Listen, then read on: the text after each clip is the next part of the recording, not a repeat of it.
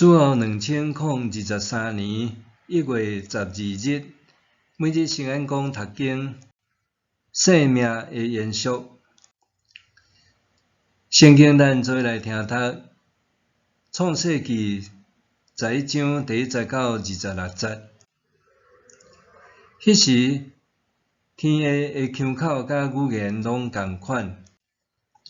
因东边迁徙时，伫西那地发现一片平原，就伫遐徛起。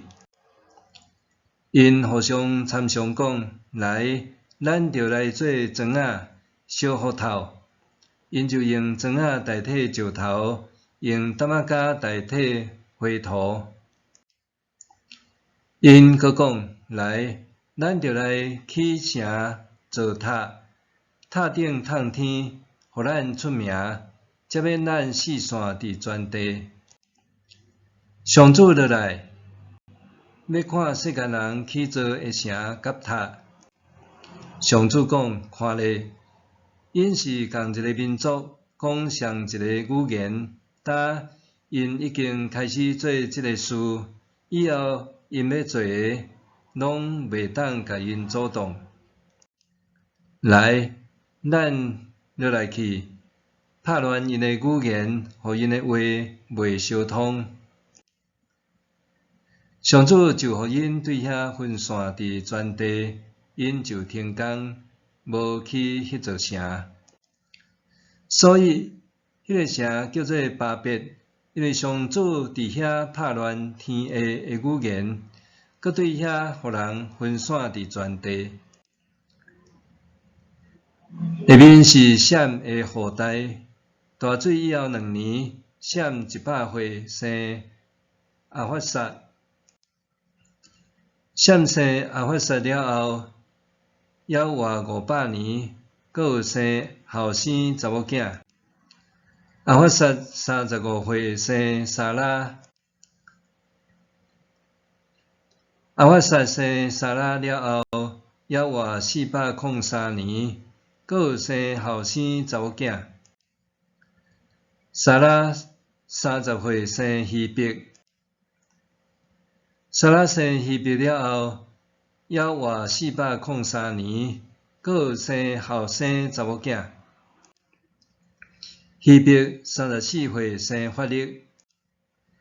希伯生法勒了后，还活430年，阁有生后生查某囝。法勒30岁生拉俄。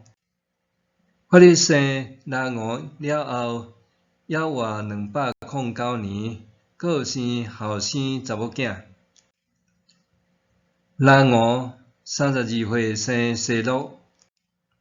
拉俄生西罗了后，还活207年，阁有生后生查某囝。西罗30岁生拿霍。西罗生拿霍了后，还活200年，阁有生后生查某囝。拿霍29岁生塔拉。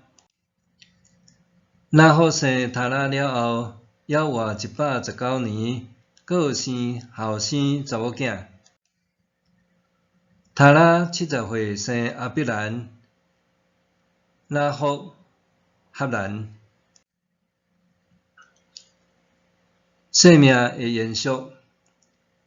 阅读创世纪第11章的时，真侪人会甲焦点放伫巴别塔的技术。毋过，当我搁一遍阅读这段经文，认为通甲关系巴别塔的技术，看做是大水以后，人类各族群虽然是对哪一个生团落来，却使用无共款语言的说明。对这来看，经文的重点检采毋是伫审判和惩罚，是要处理人类罪恶的问题、口音的变乱、互人犯罪的问题，袂抵到伤紧发生。咱通换另外一个角度，温聊是来读，这看起来哪像打扫无味，关系闪的后代的技术。若暂时忽略巴别塔的记载，伫台湾创世纪第10章20节到30节了后，直接跳到第10章第10节到26节，咱会发现这两段记述是平行的。第10章25节记载，希伯生两个囝，一个名叫法勒，另外一个叫做约旦。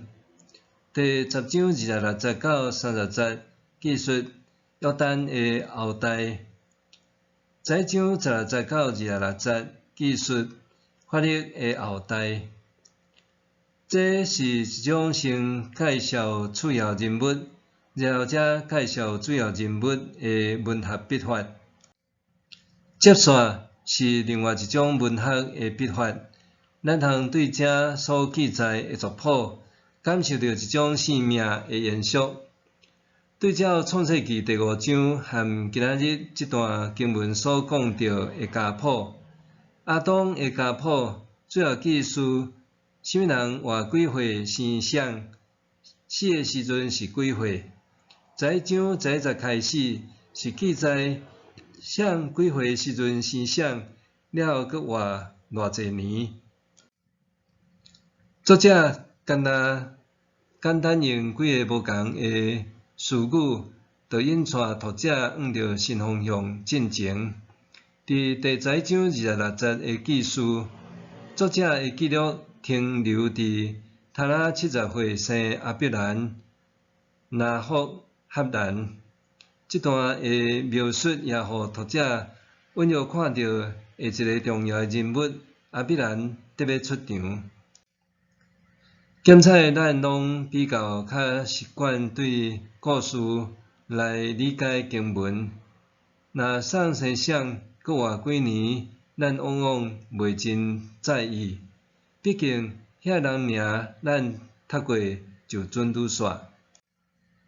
总是伫咧阅读圣经的时，若会当加注意细节，透过这个看起来若像枯燥无味的记载，通互咱看见作者用无同的叙事方式，带领咱进前的方向。创世纪第5章关系亚当的家谱，记述什么人活几年就死，落尾行往上帝用大水将世界重新洗白，互咱深刻感受到人最终行往黑暗甲死亡。若是第11章，啥几岁时生啥，搁活几年的叙事方式，却互咱看见上帝的祝福甲喜悦。伫大水了后的那之约，上帝甲新的生命，互人类和万物，同时也开启新的约。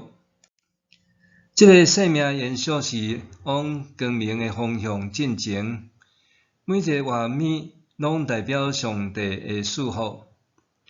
互大水以后的新创造有不断延续的生命，搁带咱进入另外一个新生命的篇章。